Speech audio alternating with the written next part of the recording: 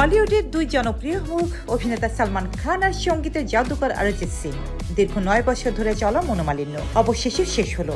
এবার নিজ মুখে ভুল স্বীকার করলেন বলিউড ভাইজান সালমান খান। ঘটনাটি কিভাবে ঘটল? ভারতের জনপ্রিয় রিয়েলিটি শো বিগ বস 19-এর সেটে ঘটেছে এই চমক। সেখানে অতিথি হিসেবে হাজির ছিলেন গায়ক অরিজিৎ সিং আর আরেক অতিথি কমেডিয়ান রবি গুপ্তা। মজার ছলে তুলেছিলেন পুরনো সে বিতর্কের প্রসঙ্গ।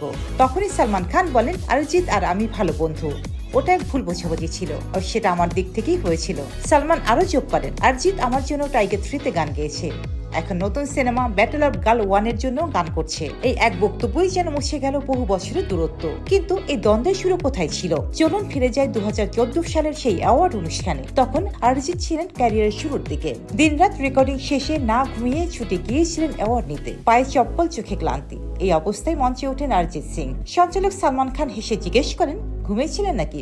অরিজিৎ হেসে জবাব দেন, কি করব, আপনারা ঘুম পাড়িয়ে দিলেন। এই রসিকতা সালমান ঠিকভাবে নেননি আর সেখান থেকে শুরু হয় দুই তারকার দীর্ঘ 9 বছরের দূরত্ব। পরে অরিজিৎ বারবার ক্ষমা চাইলেও সালমানের মন নরম হয়নি।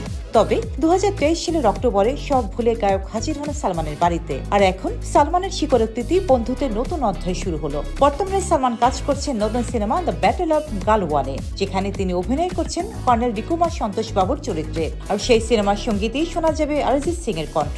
তবে বলিউডের এই পুনর্মিলন নিঃসন্দেহে ভক্তদের জন্য দারুণ খবর। আর শেষ পর্যন্ত এই বন্ধুত্ব টিকবে তো?